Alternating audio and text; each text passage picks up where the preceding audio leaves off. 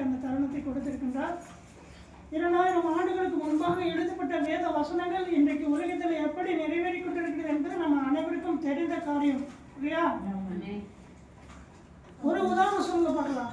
ஒரே ஒரு உதாரணம். 2000 ஆண்டுகளுக்கு முன்பாக எழுதப்பட்ட வசனம் இன்றைக்கு எப்படி நடைமுறையில் இருக்குது?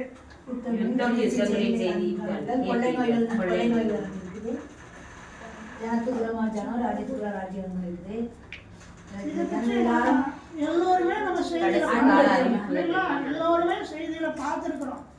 இன்னைக்கு கடைசி காலத்துல கடைசி நிமிடத்துல தான் நம்ம உலகத்துல வாழ்ந்துட்டு இருக்கிறோம்.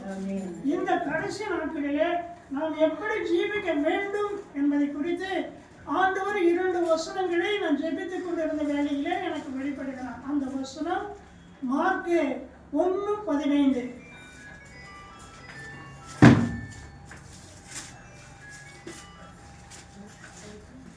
காலம் நிறைவேறிற்று, தேவனுடைய ராஜ்யம் சமீபிற்று, மனம் திரும்பி சுவிசேஷத்தை விசுவாசியுங்கள் என்றார். இன்னொரு தடவை வாசிங்க. காலம் நிறைவேறிற்று,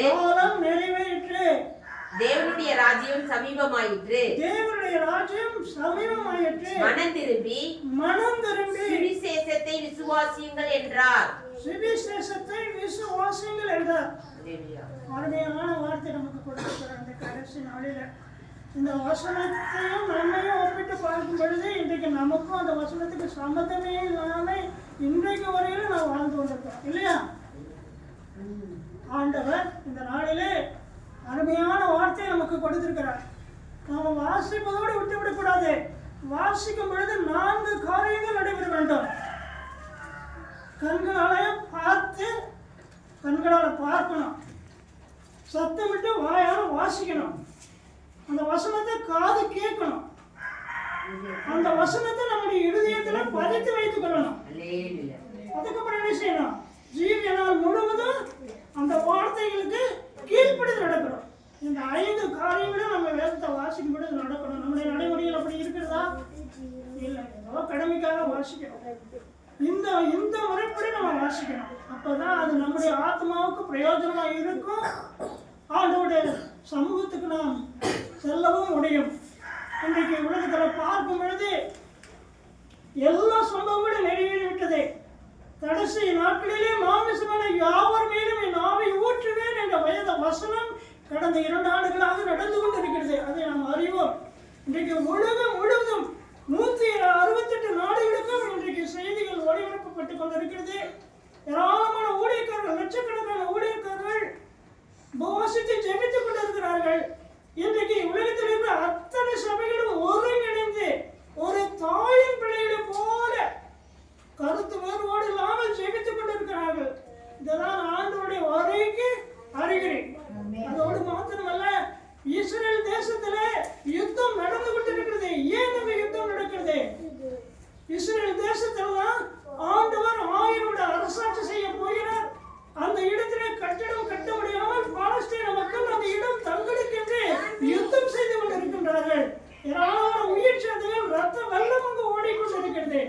நம்ம செய்தியை நியூஸ்ல நம்ம பார்க்கிறோம். இருந்தாலும் நான் ஒரு நிமிடம் உங்களுக்கு ஞாபகப்படுத்துகிறேன் இல்லைங்களா? 380 ஆலயத்தை எடுத்திருக்கிறார்கள். ஒரு ஆலயத்தை கட்டுவது எவ்வளவு கடினமான காரியம். இன்னைக்கு அங்க இருக்கிற மக்கள் ஆலயம் இல்லாமல் தெருக்களிலும் வீதிகளிலும் மரத்தடியிலும் ஆண்டவரை தேடிக்கொண்டிருக்கிறார்கள். ஆண்டவர் நமக்கு பரலோகத்தை போன்ற ஒரு பரிசுத்த கூடாரத்தை கொடுத்திருக்கிறார் என்றால் நாம் அதை காலத்தை நாம் பயன்படுத்திக் கொள்ள வேண்டும். காலத்தை அறிந்து வாழவிடில் கண்ணீர் விடுவாயே. காலத்தினுடைய அந்த கடைசி காலத்தை நம்ம அறியாதிருப்போமானால் கடைசி வருகை மிக சமயமாக இருக்கிறது.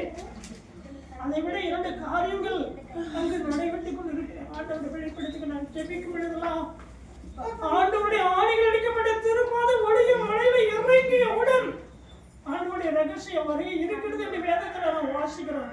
ஜெபிக்கும் பொழுதெல்லாம் அந்த காட்சி ஆண்டவர் என் கண்களுக்கு முன்பாக வெளிப்படுத்திக் கொண்டே இருக்கிறார். அந்த இஸ்ரேல் தேசத்தில் ஆலயம் கட்டப்பட இருந்த இடத்திலே சிலுவை நாட்டிய உடனே ரகசிய வருகை இருக்கிறது. அங்கே சிலுவை நாட்டப்பட்ட இந்த காட்சியும் வெளிப்படுத்திக் கொண்டே இருக்கின்றார். இனிமேல் காலம் நமக்கு கிடையாது.